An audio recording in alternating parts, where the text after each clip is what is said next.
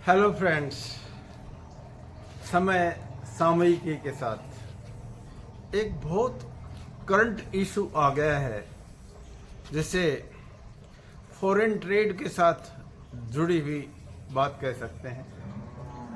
America ने भारत पर लगभग 25% टैरिफ इंपोर्ट पर इम्पोज करने के लिए कहा। एक सेंटेंस साथ में और बोल दिया, इंडियाज इकोनॉमी के बारे में, डेड इकोनॉमी। थोड़ा सा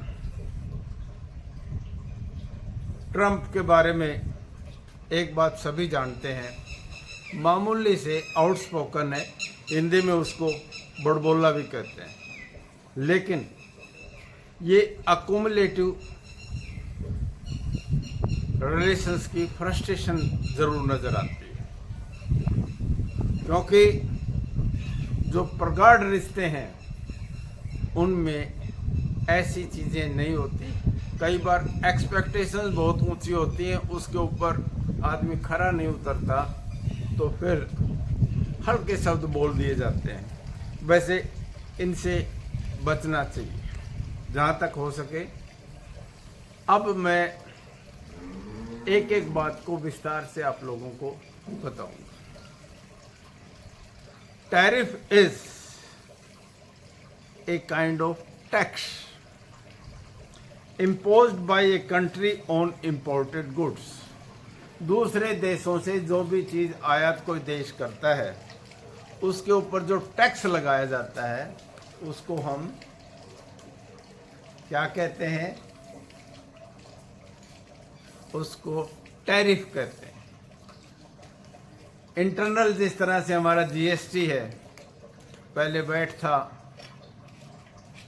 एक्सटर्नल जो विदेश के साथ जुड़ा हुआ है, जो इंपोर्ट करते हैं उनके ऊपर उसको टैरिफ कहते हैं। और टैरिफ क्यों लगाया जाता है ये भी बता देता हूं। नंबर एक, अपने डोमेस्टिक मार्केट को बचाने के लिए, क्योंकि इसके साथ जुड़ी हुई एम्प्लॉयमेंट होती है, मैन्युफैक्चरिंग होती है तो एम्प्लॉयमेंट बनता है, तो एम्प्लॉयमेंट जनरेशन के लिए भी लगाया जाता है। और तीसरा, एक जो पॉलिटिकल प्रेशर बनाने के लिए, क्योंकि ट्रेड बैलेंस आज दुनिया में एक बहुत बड़ी इंपॉर्टेंट ताकत हो गई। जब से सेकेंड वर्ल्ड वॉर हुआ, वैसे तो पहले भी जब से कैपिटलिज्म, और उसमें भी क्रोनी कैपिटलिज्म और फॉरेन डायरेक्ट इन्वेस्टमेंट और बहुत सारी नई चीज़ें कंसेप्ट आ गई हैं, वो बार बार जिनका जिक्र होता है। यानी अब ग्लोबल विलेज बन गया, लिबरलाइजेशन, प्राइवेटाइजेशन, ग्लोबलाइजेशन का जमाना आया। आर्टिफिशियल जो भी टैरिफ लगाए जाते हैं वो ज़्यादा दिन टिक नहीं पाते हैं।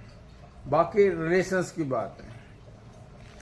एक, अगर इंपोर्ट करते रहें जैसे वेनेजुएला ने किया तो इकोनॉमी धराशायी हो जाती है। एक बैलेंस होना जरूरी है। यूएस का ट्रेड डेफिसिट ज़्यादा था, हिंदुस्तान से 18 बिलियन डॉलर का डेफिसिट जा रहा था, तो वो भी एक कंसर्न है। अब आ जाती है चीज़ें, क्लासिफाई कर लेते हैं। डिपेंडेंसी, अमेरिका सबसे पुराना प्रजातंत्र है और भारत नवीन जरूर है लेकिन दुनिया का सबसे बड़ा लोकतंत्र है। जैसा भी है लेकिन है लोकतंत्र। हम दोनों जगह चुनी हुई सरकार वहाँ 4 साल में या 5 साल में इलेक्ट करते हैं। रिलेशनशिप है, बार बार इस बात का उदाहरण दिया जाता है। लेकिन अमेरिका का बिहेवियर हर दशक में थोड़ा सा बदलता जाता है। इस समय यूनिपोलर, अपने आप को जैसे दुनिया का थानेदार हो, इस तरह से उनका बिहेवियर होता जा रहा है।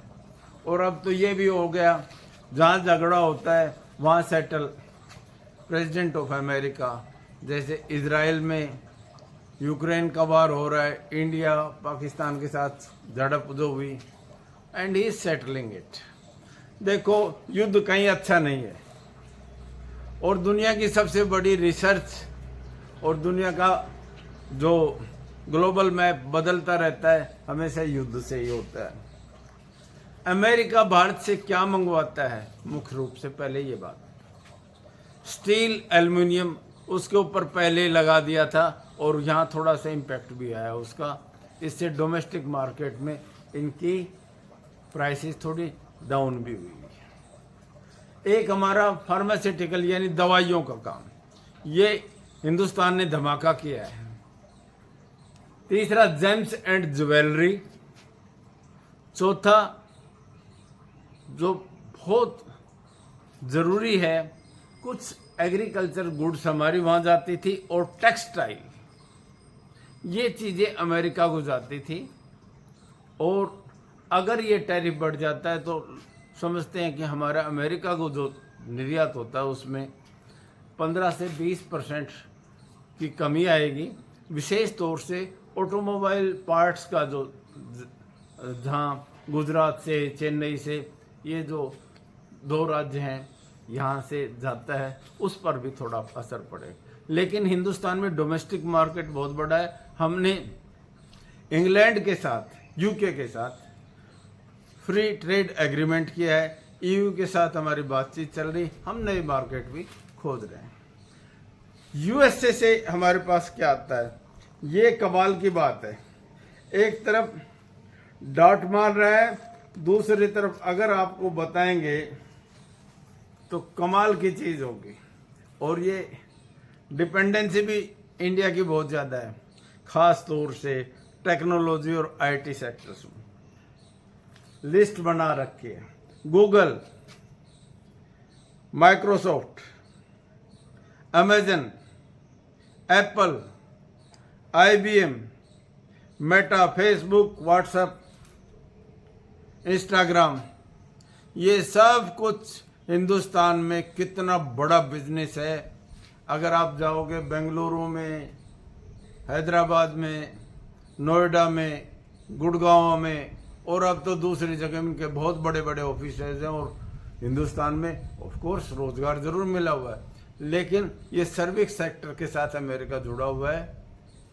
हम सर्विस प्रोवाइडर हैं और बहुत बड़ा बिजनेस अमेरिका का यहाँ पर है।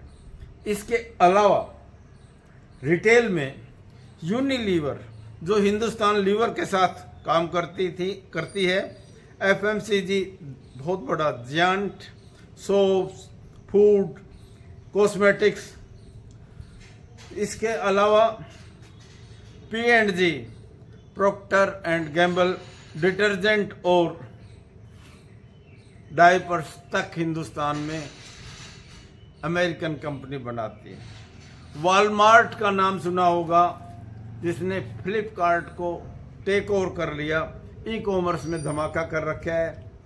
नेस्ले है जो मैगी बनाता है, नेस्कैफे कॉफ़ी बनाता है, पेप्सी, कोको कोला, यानी बहुत बड़ी लिस्ट है।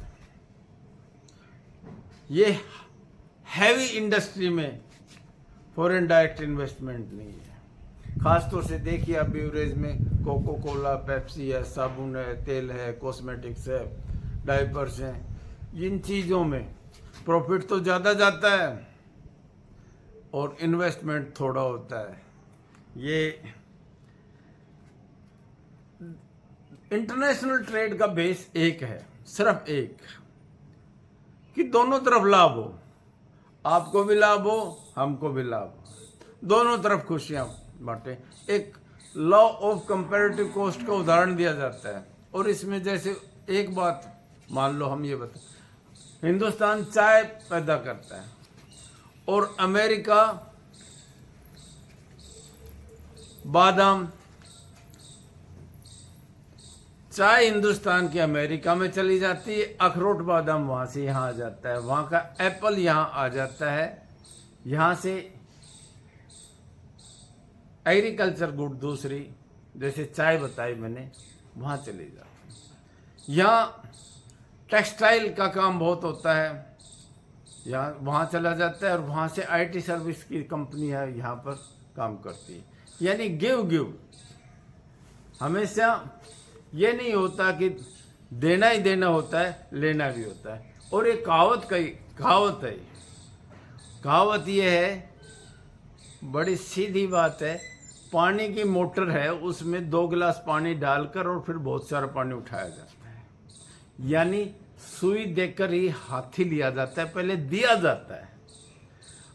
इंटरनेशनल ट्रेड इसी आधार पर होता है। इसी में सबसे ज्यादा जरूरी चीज है जिसका खतरा है।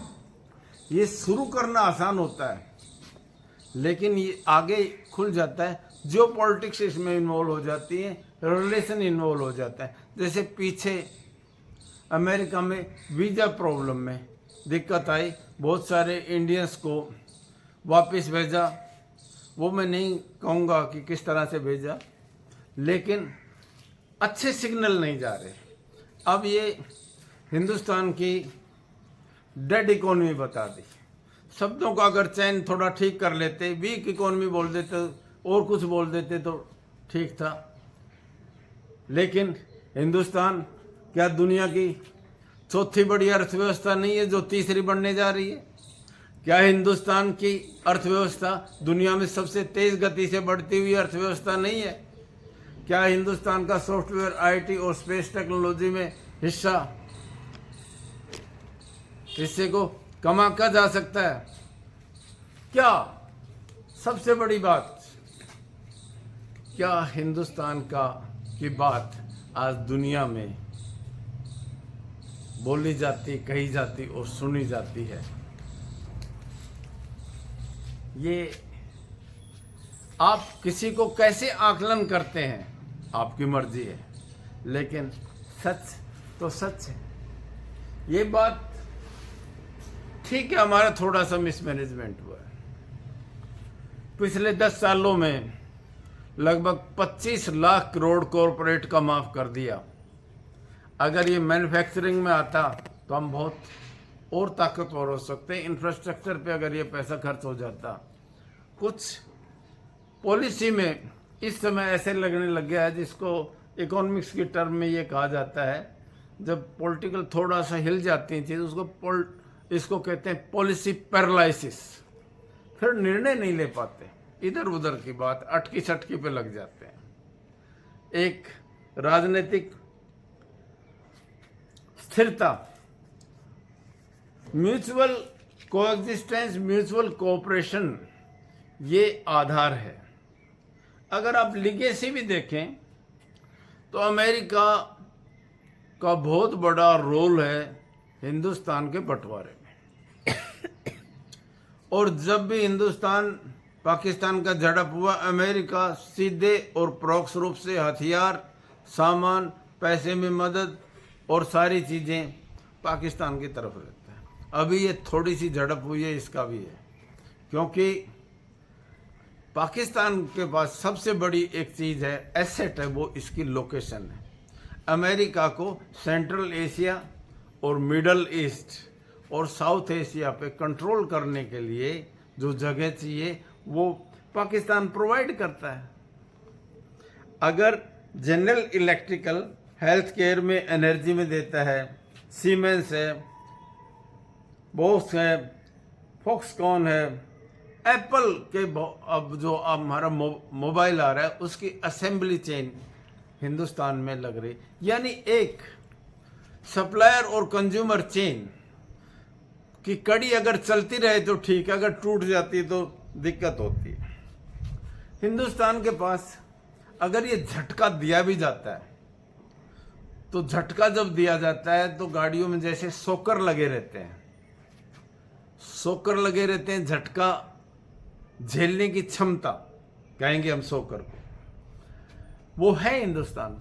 सबसे बड़ी चीज तो हिंदुस्तान के पास एक ही है, वो पॉपुलेशन है। बहुत बड़ा मार्केट है, कुछ भी हो अंदर ही कंज्यूम हो जाता है। लोहे की, स्टील की, गारमेंट्स की, जेम्स एंड ज्वेलरी की, जो भी चीजें बाहर एक्सपोर्ट करते हैं, यहाँ अगर रोक दिया तो यहाँ कंज्यूम हो जाएंगी। दूसरा, यहाँ स्किल्ड लेबर है, सस्ता है, मैन्युफैक्चरिंग सस्ती है, फॉरेन डायरेक्ट इन्वेस्टमेंट यहाँ आकर लगता है। और वो भी कमाते हैं बार बार और हम भी कमाते हैं। आपस में जुड़ाव है एक दूसरे का और एक लीगेसी भी बन जाती है। इंग्लैंड और अमेरिका के साथ चलो उन जैसी नहीं, लेकिन दुनिया में इसके बाद सबसे ज्यादा और सबसे बढ़िया अंग्रेजी बोलने वाले वो हिंदुस्तान में है। यानी कनेक्शन देखिए, इंटरनेट का कंजम्पशन कितना हो गया। हम लगभग 80 करोड़ के आसपास अब लोग स्मार्टफोन के साथ जुड़े हुए हैं और इंटरनेट कनेक्शन कितने लोग कितने तेजी से बढ़ता रहा है। डिजिटल इंडिया हो गया, कंजम्पशन हो गया, जैसे जी पे है, गूगल पे है, उसके साथ कितने लोग जुड़े हुए हैं। Even in banking sector America के बहुत सारे बैंक्स जैसे HSBC, city bank, JP Morgan, Goldman such, bank of America और बहुत सारे रिटेल बैंकिंग के साथ जुड़े हुए हैं। Visa, master card, digital payments जो हो रही हैं, फिनटेक है, पेपाल है। यानी फाइनेंस के साथ अमेरिका और हिंदुस्तान का संबंध और गहरा हो गया है। लिक्विडिटी है, तरलता है पूंजी में। आज सेवाओं के साथ मनी तरल, जिस तरह से पानी बह जाता है पाइप में से, इस तरह से पैसा भी जाता है और इसके साथ चीज़ें जुड़ी हैं। आप संबंधों को बहुत आसानी से और इतनी जल्दी से स्पॉइल नहीं करना चाहिए। कबीर जी की एक लाइन है, रहीमन धागा प्रेम का, रहीमन धागा प्रेम का मत तोड़ो चटका है। झटके से मत तोड़ो, वो जोड़ने से जुड़े नहीं, जोड़ने से जुड़ता नहीं है। जुड़े गांठ लग जाए, जुड़ता है तो उसमें गांठ लग जाती है। कई बार आपकी पॉलिसी इतना नुकसान नहीं करती है जितने शब्द कर जाते हैं। इसलिए एक छोटा सा शब्द कि डेड इकोनॉमी है, हिंदुस्तान में डेड जो चीज हो जाती है उसको रखते नहीं है, उसको पहुंचा देते हैं। ये शब्द नहीं, हाँ ये कह सकते थे अंडर प्रेशर। थोड़ा अंडर प्रेशर आते जाते हैं, उतार चढ़ाव होता है, लेकिन अब हिंदुस्तान की अर्थव्यवस्था की स्पाइन बड़ी मजबूत है। अगर दुनिया के मैप पे देखें, 5-7 ही चीजें बता देता हूं। हमने डिजिटल इंडिया कर दिया है, दुनिया के सबसे ज्यादा डॉक्टर्स हम पैदा कर रहे हैं, हमारे वर्ल्ड स्टैंडर्ड के IITs आ गई हैं। फ्लो जो हमारी एक्सप्रेसवेज हैं वो बहुत ठीक हो गए हैं। स्पेस टेक्नोलॉजी में हम ठीक ठाक कर रहे हैं। India is an atomic state, ये सबको पता ही है। एयर डिफेंस सिस्टम कुछ हमारा थोड़ा सा कमजोरियां थी, उसको हम ठीक कर लेंगे।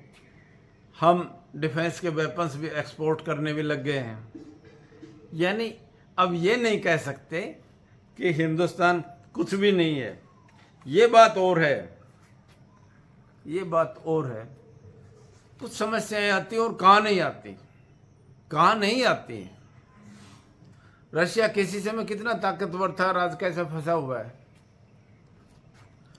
जो ये समझते थे कि हम 5-7 दिन में कर लेंगे, रशिया ने, इजराइल ने, वो कितनी बड़ी भारी कैजुअलिटी हो रही है, कितना भारी बड़ा नुकसान हो रहा है। सो मच सो हमने कुछ चीजें वापस लौटाने भी शुरू कर दी हैं। यही नहीं है, पहली चीज एक्सपोर्ट थोड़ा स्लो डाउन किया है, इसमें कोई दो राय नहीं। थोड़ी बहुत जॉब लॉसेस हुई हैं, लेकिन हमने वर्ल्ड ट्रेड ऑर्गेनाइजेशन के पास भी रिप्रेजेंट किया है। हमने थोड़ी बहुत ड्यूटी एप्पल पे, आमंड्स पे और वालनट पे हमने भी थोड़ी बहुत बढ़ाई है। मामूली सा, ये टोकन है। लेकिन फिर भी बात असल ये है, ये जो खींच और तान जितनी जल्दी बंद हो। देखो, अमेरिका एक ताकतवर देश है, इसमें कोई दो राय नहीं। And we can not afford tension, we can not afford aggression.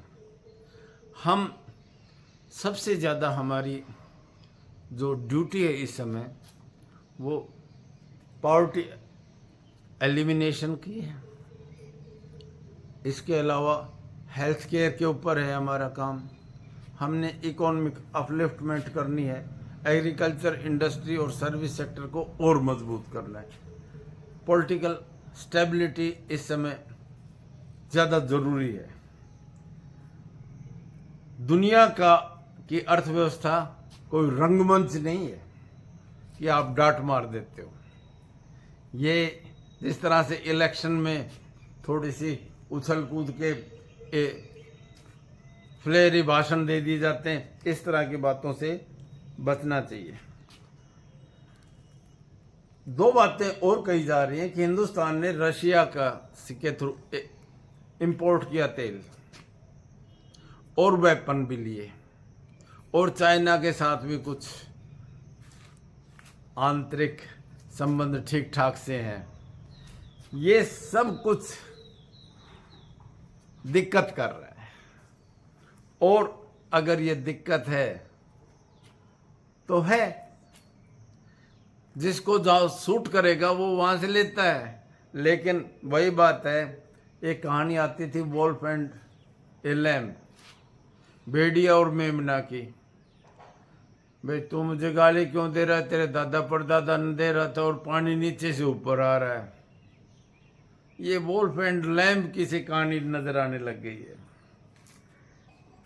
हाँ, हिंदुस्तान के पास अब सोकर आए हैं, और सोकर का मतलब फिर एक नेगोशिएबल टेबल के ऊपर आएंगे, और लगता है ये टैरिफ कुछ कम होंगे, और हम पुरानी जैसी स्थिति थी उसके ऊपर वापस लौट आएंगे।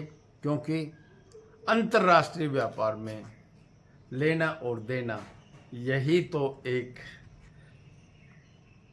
इकोनॉमी की आधारशिला है, जिसमें दोनों का फायदा होता है। फंडामेंटल्स यही है कि democracy should support each other. America oldest democracy है, India growing and big democracy है, और बिग इकोनॉमी बनने को जा रही है। ये बात आप लोग अच्छी तरह से समझे। कुछ दिनों में और बहुत कुछ होने वाला है, होगा भी, फिर हाजिर होंगे। गुड लक, जय हिंद।